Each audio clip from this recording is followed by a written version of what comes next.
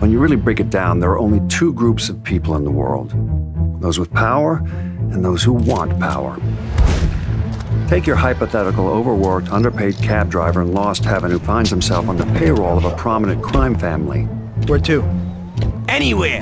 Fast. Suddenly, we're not talking hypotheticals, but about Tommy Angelo and his work for the Salieri crime family. But there are times when the work doesn't fit the man. Take when Tommy cornered Salieri's man, Frank Coletti. Frank, the Don sent me. Coletti'd gotten pinched and became a federal informant, and, no surprise, Salieri wanted him in the ground, pronto.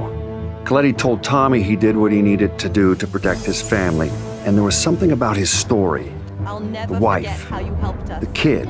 It hit home for Tommy, and Coletti walked. When Salieri found out, he ordered a hit on Tommy, and that's when Tommy Angelo did what was best for his own wife and kid, entered witness protection.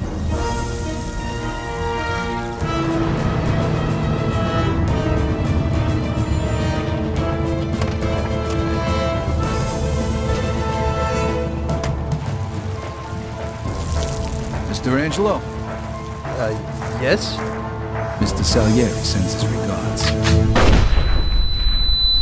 You saw this type of thing happen again in Empire Bay years later.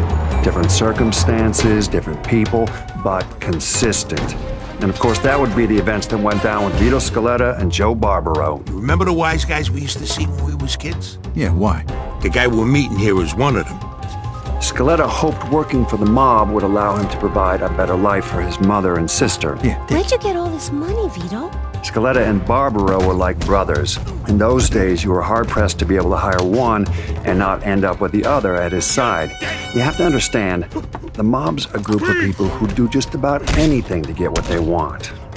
Sure, they may throw around words like family, but there's no such thing as loyalty in their world, not really. What'd they tell you, Vito?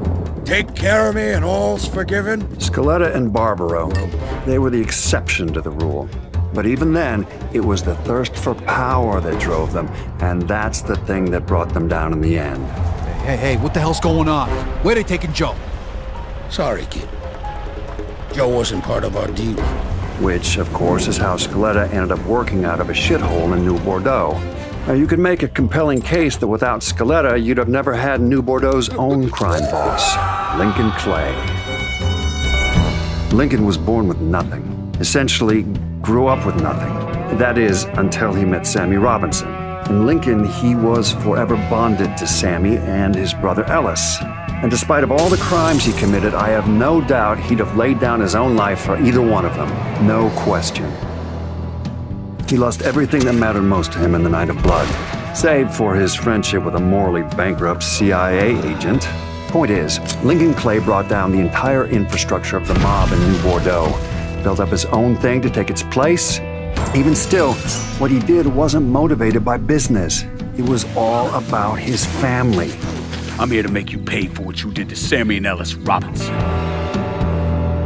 These men were fully aware that what they were doing was wrong, so redemption's not a possibility here. Let me see your hands. But what I will say is when forced to make a choice between organized crime and the people they cared about most, these men chose family. Every time. Of course, as long as you've got people who are willing to steal, maim, torture, and murder to get ahead, you're never getting rid of the mob.